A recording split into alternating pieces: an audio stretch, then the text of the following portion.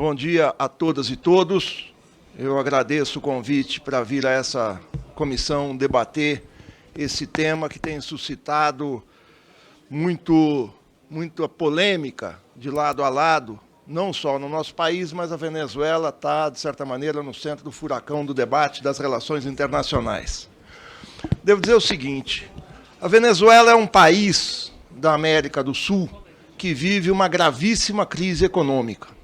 E é um país produtor de petróleo que viu o seu produto interno bruto cair 56% nos últimos 8 anos, que viu a sua inflação passar de 56% a 130.000%, e em que a produção de petróleo caiu de 2.800.000 barris diários para 740.000 barris. O desemprego atinge 1/3 da população economicamente ativa. Ao mesmo tempo, a Venezuela suscita esse debate, essa polêmica que eu falei no início, não por viver essa profunda crise econômica ou por viver uma crise política de alta voltagem, de alta octanagem, para fazer um trocadilho com a questão do petróleo.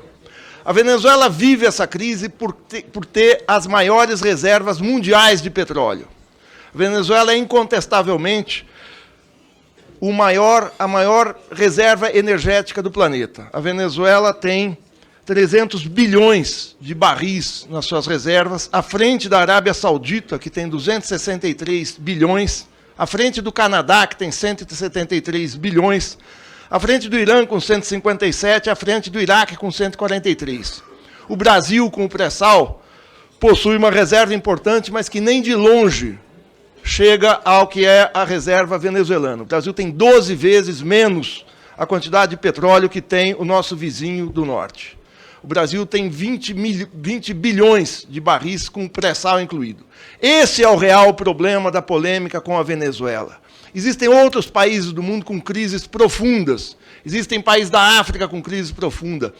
Fala-se da questão democrática na Venezuela. Existem outros países em que a questão democrática é muito mais profunda, é muito mais grave do que lá. Por que, então, a Venezuela se coloca dessa maneira? Porque a Venezuela, desde os anos 20 do século passado, há 100 anos, é alvo da cobiça das grandes produtoras de petróleo, das empresas produtoras de petróleo e, especialmente, do maior consumidor de petróleo do planeta, que são os Estados Unidos da América. A ferocidade com que o governo Trump se refere à Venezuela, desde 2 anos atrás, logo que o Trump tomou posse, dizendo que todas as soluções para a Venezuela estão sobre a mesa, insinuando uma intervenção militar, coloca o país diante de algo muito mais grave do que uma crise econômica. Coloca o país diante de um grave atentado à sua soberania nacional. Esse grave atentado à soberania nacional, lamentavelmente, é secundado, é apoiado por uma diplomacia de péssima qualidade, que é a atual diplomacia brasileira. Senhor presidente, eu peço silêncio aqui na... Uma diplomacia... Uma diplomacia subordinada. Pode segurar um pouquinho o tempo, por favor? Até retorna aos 17 minutos. Pessoal, só pedir um pouquinho de silêncio. Se possível também, podem abaixar os cartazes. Aqui a gente tem uma conduta em que não é permitido a fixação de bandeiras, etc. É o regimento interno.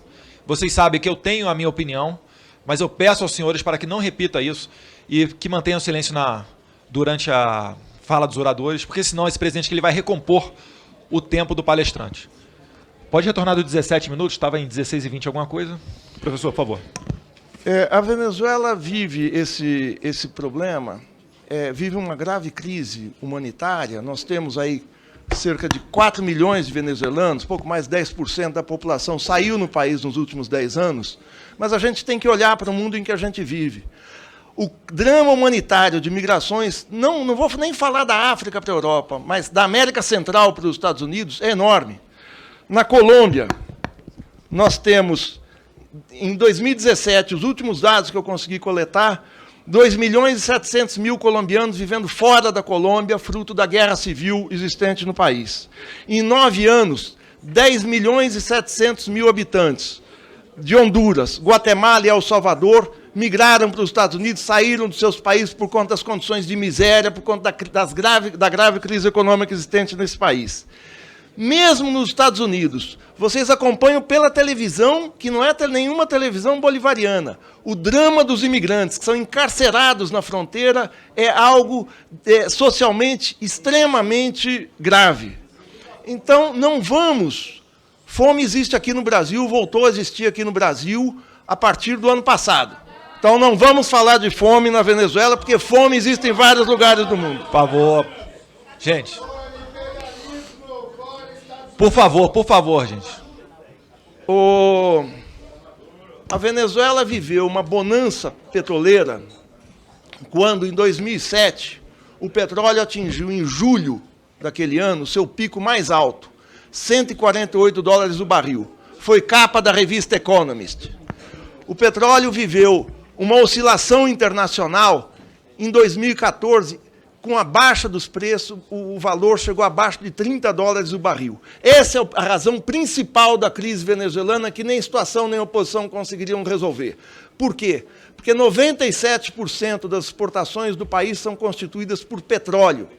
E nessa situação, houve um problema sério nas contas públicas. Além disso, houve uma incompetência do governo de saber lidar com essa crise, mas todos os países da América Latina, Brasil incluído, como a gente está vendo hoje, viveram e vivem uma crise por conta do fim do ciclo da alta das commodities.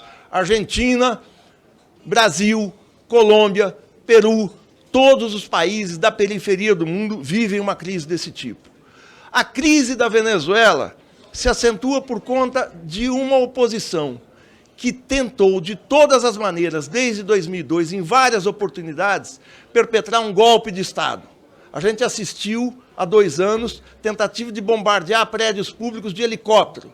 A gente assistiu, no começo desse ano, no começo de 2019, o presidente da Assembleia Nacional se autoproclamar presidente da República. Isso não é o grave. Qualquer um pode se autoproclamar presidente da República. Qualquer um de nós aqui pode se autoproclamar na sua casa, onde quiser.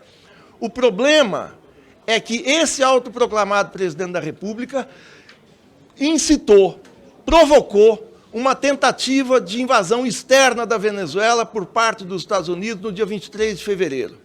Essa tentativa de invasão interna da Venezuela caiu no mais absoluto ridículo. Por que que esse deputado, Juan Guaidó, qual era o plano que ele tinha? O plano era o seguinte: ele se articulava com os Estados Unidos, se articulava com o Brasil, com essa diplomacia subordinada aos Estados Unidos, que é quase uma extensão do Departamento de Estado, se articulava com o Grupo de Lima, esse grupo de mais de uma dezena de países da América do Sul, governados pela direita, para tentar forçar uma invasão da Venezuela. Existiam navios americanos próximos da costa venezuelana. Existia todo um arcabouço, toda uma montagem para que fosse feita uma invasão militar na Venezuela. Mas os Estados Unidos, esses países, precisavam de algo interno que não aconteceu. Precisavam que Juan Guaidó conseguisse levantar uma rebelião social, uma rebelião popular, que desse apoio interno a essa agressão externa. Isso não aconteceu. Isso não aconteceu em 23 de fevereiro e não aconteceu em abril. E não aconteceu porque não existe esse tipo de mobilização interna na Venezuela, embora exista descontentamento, mas não existe um descontentamento ativo capaz de suscitar um levante popular interno. Juan Guaidó se desmoraliza em janeiro, Juan Guaidó volta a se desmoralizar quando tenta uma sublevação militar na base de La Carlota, no centro de Caracas, e essa sublevação conhece um fracasso muito profundo. Esse tipo de atuação do Juan Guaidó fez com que ele perdesse completamente qualquer apoio, não só interno, mas externo. Tanto que começaram, a partir daí, negociações mediadas pela Noruega, em Barbados, tanto que começaram negociações entre o governo Trump e a Venezuela, entre os países do Grupo de Lima e a Venezuela. E o engraçado é que esses países todos negociam com a Venezuela, e o único país que não negocia com a Venezuela, que tem uma diplomacia, volto a dizer, subordinada, uma diplomacia capacha, é o Brasil. Essa história de não negociar faz com que o Brasil cada vez mais se isole nesse terreno das negociações internacionais. Desde o Barão do Rio Branco, o Brasil tem uma política na América do Sul. Há 100 anos, Barão do Rio Branco foi chanceler brasileiro entre 1902 e 1912. 117 anos, portanto. Barão do Rio Branco estabeleceu o seguinte com o governo Roosevelt nos Estados Unidos. O governo americano domina, é hegemônico na América Latina, mas na América do Sul a hegemonia vai ser compartilhada por 3 países: Brasil, Argentina e Chile. E essa hegemonia não era uma hegemonia das armas, porque o Brasil não tinha condição para isso, era uma hegemonia negociada com cada país. Isso evoluiu durante todos os governos, inclusive os da ditadura. É preciso estudar a história, é preciso voltar aos livros. E isso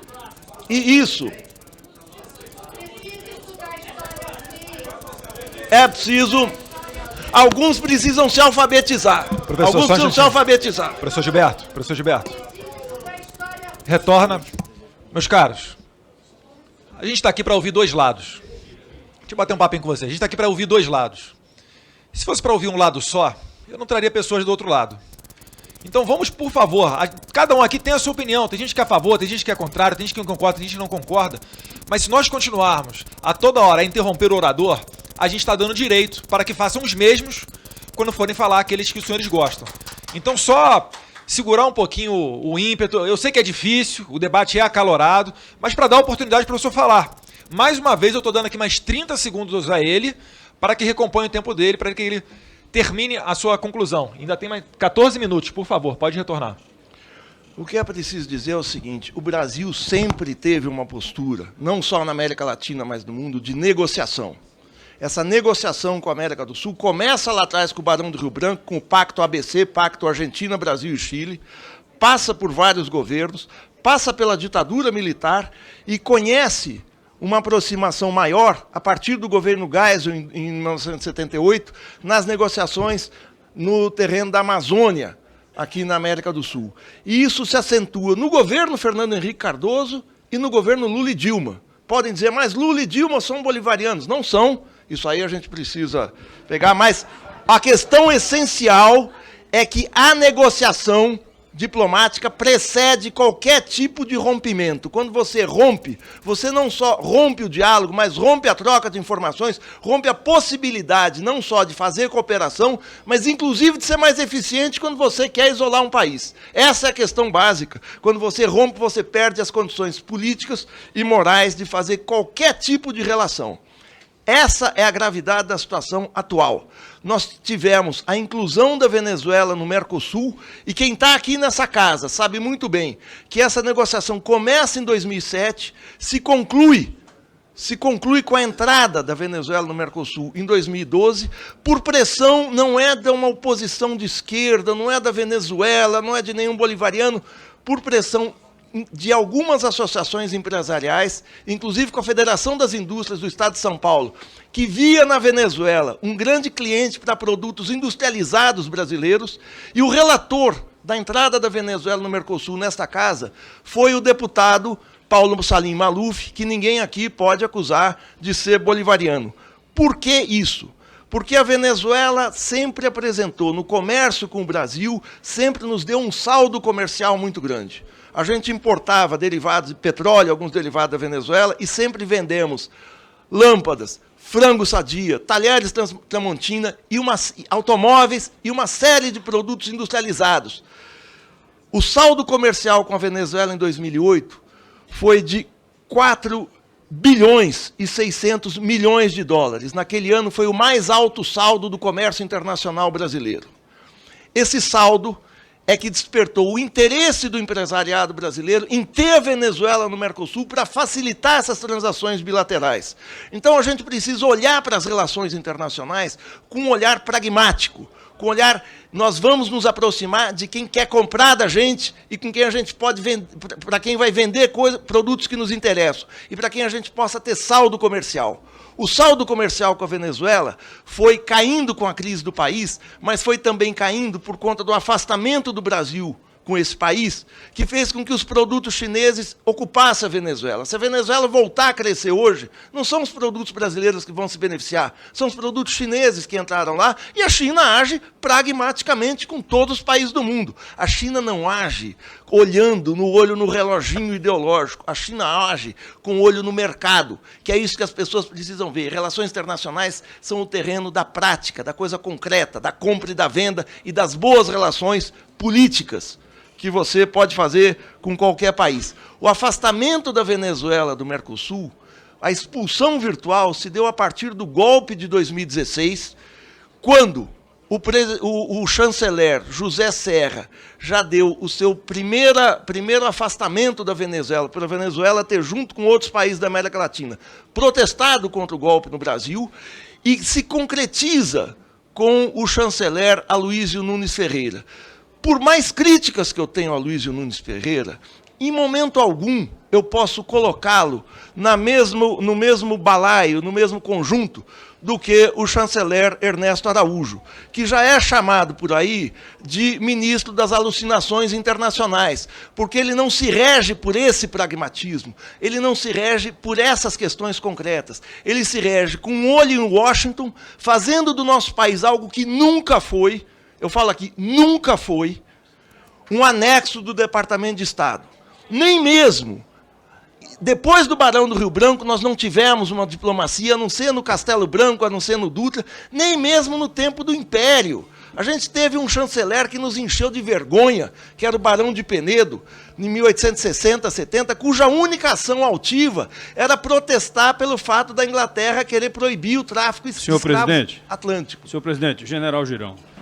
Senhor presidente, por favor, desculpa interromper aí, mas eu estou assistindo aqui, eu acho que o respeito às pessoas que estão ausentes, que não podem se defender também, deveria também fazer parte da temática dos que estão nos brindando com seus conhecimentos. Não pode ser interrompido. O deputado não pode querer estabelecer censura, como nós também não estabeleceremos censura em relação aos outros convidados. As considerações de ambos os deputados serão levadas a termo aqui pelos oradores, podem ter certeza. O tempo do professor foi parado a partir do momento que o deputado Girão se manifestou. Professor, as considerações são relevantes, mas o senhor tem a palavra. Tá certo. Essa questão de uma diplomacia inédita, de um tipo de ligação automática com o Departamento de Estado, coloca o Brasil num grau de impossibilidade de negociar com qualquer país do mundo, porque quando o Brasil chega a qualquer foro internacional, a pior coisa que você pode ter numa pessoa é quando ela começa a falar, você já sabe como é que ela vai terminar, como é que vai conduzir o raciocínio. A imprevisibilidade nas negociações internacionais, você não saber como é que o seu parceiro negocia, como é que o seu interlocutor negocia, é uma das questões que fazem da política internacional o terreno de grandes possibilidades. Quando você já sabe o que o interlocutor vai fazer, ele é subordinado a Washington, ele perde relevância, como o Brasil está perdendo. O Brasil é preferível conversar com a matriz do que conversar com a filial aqui. Qual é o grande discurso para dizer por que o Brasil está se afastando da Venezuela? O grande discurso é porque a Venezuela não é uma democracia. O Departamento de Estado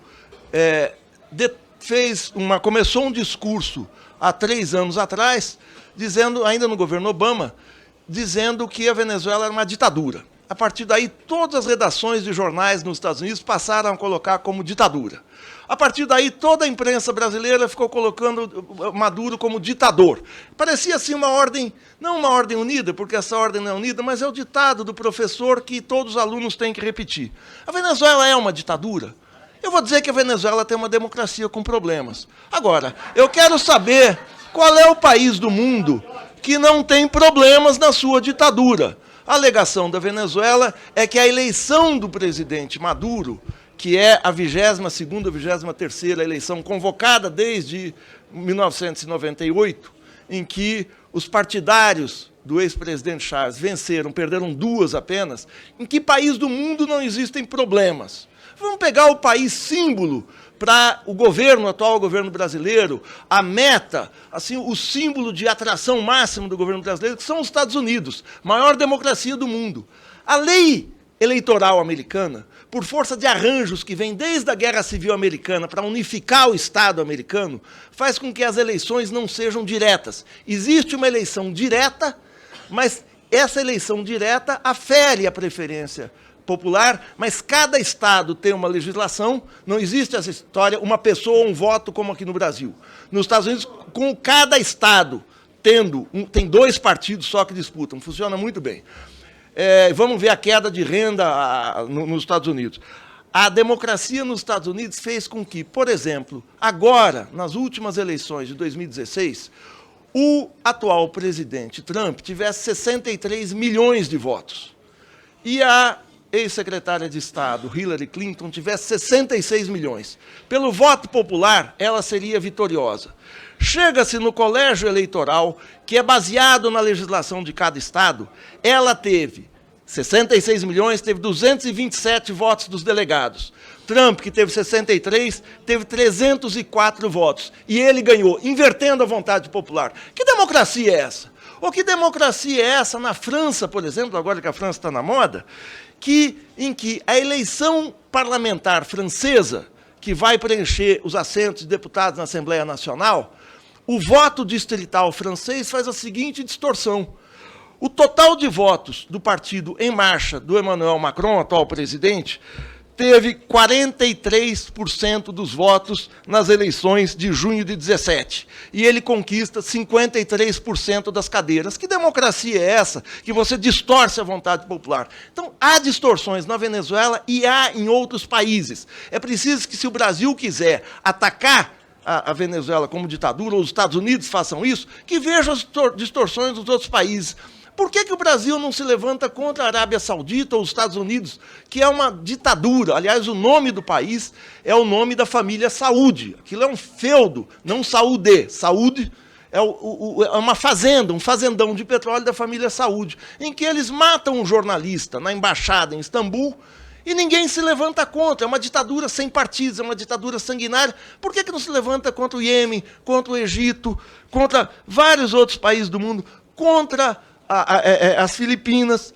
E mais, por que não se fala a mesma coisa da democracia brasileira, onde houve um golpe parlamentar em 2016, e onde as eleições presidenciais de 2016 fizeram-se com o principal candidato na cadeia. Agora, quando são reveladas a troca de mensagens da Lava Jato, inclusive aquela de ontem, que me provoca asco e vontade de vomitar, dos procuradores fazendo tábula rasa da morte do neto do ex-presidente Lula, da sua esposa, do seu irmão, que é gente que não tem, como bem classificou o ministro Gilmar Mendes. Existe questão de ordem de gente de não deputado. Quem quiser se eleger deputado, sente-se aqui e faça questão de ordem.